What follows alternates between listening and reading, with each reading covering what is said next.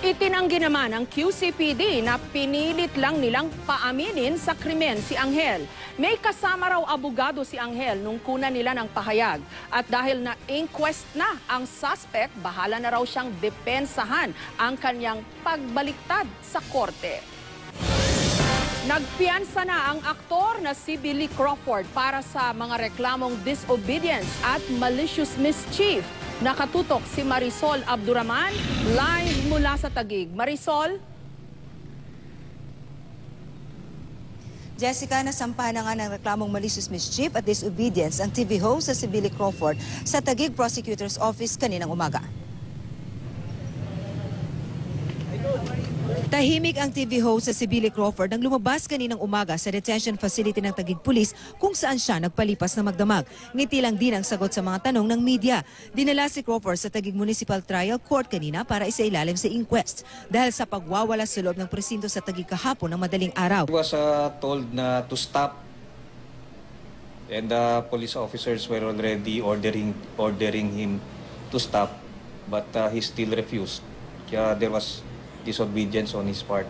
Isinampa rin ang mga reklamong inihanda ng Taguig Police sa kanya. Malicious mischief, alarm and scandal, disobedience to an agent in authority at direct assault. Pero matapos pag-aralan ng piskal ang reklamo, malicious mischief at disobedience na lang ang natira sa reklamong inihain.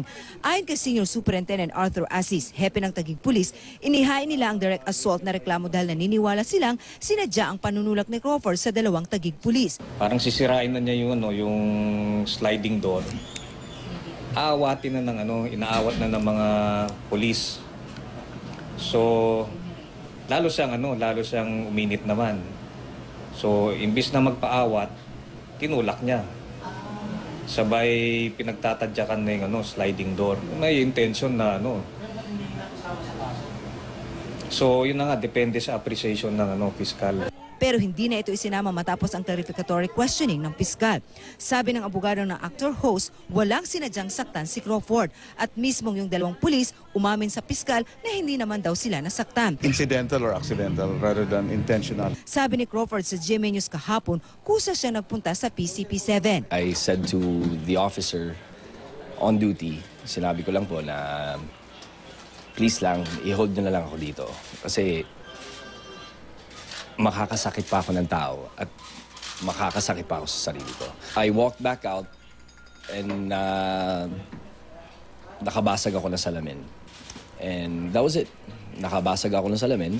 I don't remember if I punched or I hit the wall or I kicked the door or whatnot. When they put the handcuffs on me, I calmed down. Wala naman akong nasaktan na tao, kundi yung sarili ko.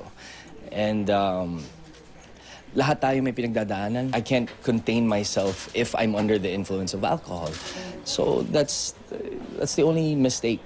Pero ang kwento ng abogado ng Crawford kanina, nagpunta ito sa PCP7 dahil may nakaaway sa Bonifacio Global City. He was apprehensive that somebody might do some harm to him. And that was the reason why he went there to seek protection. Sa blotter ng PCP7, nagpunta si Crawford sa presinto dahil naghahanap ito ng police station. Pagdating, hinahanap daw nito ang kulungan. Pero dahil walang kulungan sa PCP7, sinabihan daw siyang sa Taguig Police Station ang detention cell. Matapos ang 5 segundo, sinipa raw ni Crawford ang sliding door kaya nabasag ang salamin. Doon na siya inaresto. Meron daw siyang personal problem. Then parang nagkakaisip siya na parang may gustong saktan o may gustong gawin na hindi na tama. So yun ang unang pumasok sa isip niya na magpa-custody sa police station. Humingi na ng paumanhin si Crawford sa pangyayari.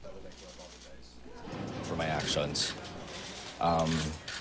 Whatever the speculation is, kung ano mga sinasabi ng tao, nang bubog daw ako, whatever, wala akong kaaway. Kaaway ko po sarili ko. Binalikan ng GMA News ang presinto kung saan nagtungo si Crawford. Hindi pa rin nare-repair ang nabasag na sliding door ng presinto. Pababayaran ng Taguig PNP na siya ngayong tumatayong complainants kay Crawford ang na-damage na government property. Yung naging public apology niya, makakamitigate sa penalty na kung sakaling magkaroon siya ng penalty or sentence. Magiging mitigating circumstance yun. Balik Taguig Police si Crawford matapos ma-inquest. Dumalo ang girlfriend ni Crawford na si Colleen Garcia pero hindi nagbigay ng anumang pahayag sa media. Pasado 4:00, muling inilabas si Crawford para makapagpiyansa. It means the world to me. Well, how is she supporting you? Anong ginawa niya sa She's been helping me out the whole process. Ayon sa manager ni Crawford na si Arnold Vigafria, stress lang daw ang TV host sa daming trabaho. Wala naman daw history si Crawford ng pagwawala. First time to, dito nangyayari. Saka hindi ganun ang nature ng attitude ni Billy. Ma'am Jess, bago mag-alas 6 ngayong gabi, masayang lumabas si Crawford mula sa MTC matapos siya makapagpiyansa ng 6,000 pesos para po ito doon sa 2 counts ng disobedience at malicious mischief. Pero hindi niya siya nagbigay ng pahayag sa media dahil pinagbawalan daw siya ng judge. Pero sabi ng kanyang manager matapos ang insidente, pagpapahingain daw muna nila si Crawford. Samantala, sinabi naman ng Taguig Police na maninindigan daw silang tuloy ang kaso laban sa host. Jessica. Clarification, Marisol. So yung mga kaso ay result yon nung kahilingan ni Billy Crawford na mapa-under sa kustodiya ng pulis. Actually, binabanggit sa atin ng Taguig Police, wala naman daw siyang sinabing ganun na gusto raw niyang magpakulong. Basta ang pumunta lang daw siya doon sa PCP7 sa BGC, naghahanap daw siya ng detention facility. Dahil since yun daw ang kanyang kahilingan, sinabihan daw siya na wala dito sa BGC kundi doon mismo sa aming police station. So dahil daw doon sa nagkaroon ng ibang mga hindi ka nais-nais na insidente, doon na siya nagkaroon ng mga offense. Kaya sinampahan na siya ng 4 na reklamo ng Taguig Police. Pero after the appreciation ng Fiscal's Office or yung mismong fiscal na humarap kanina, 2 lamang ang kaso na isampa laban sa kanya, Ma'am Jess. I understand, Marisol, dinala siya sa Camp Crame for some lab test. May resulta na ba yon? Isinailalim lamang po siya doon sa alcohol beverage or alcohol breath at nagpositibo po siya doon. Hindi na siya kailangang isailalim pa sa drug test dahil wala naman daw nakitang drug paraphernalia sa kanya. Pero si Billy Crawford mismo, sinabi rin naman niya na he is under the influence of liquor, di ba? That's right, Ma'am Jess. In fact, even sa mga panayam natin sa kanyang mga abogado kanina, sila mismo nang kumpirma sa atin at maging ang kanyang manager, sinabi rin nila na nakainom nga itong si Billy Joe. Maraming salamat sa iyo, Marisol Abduraman.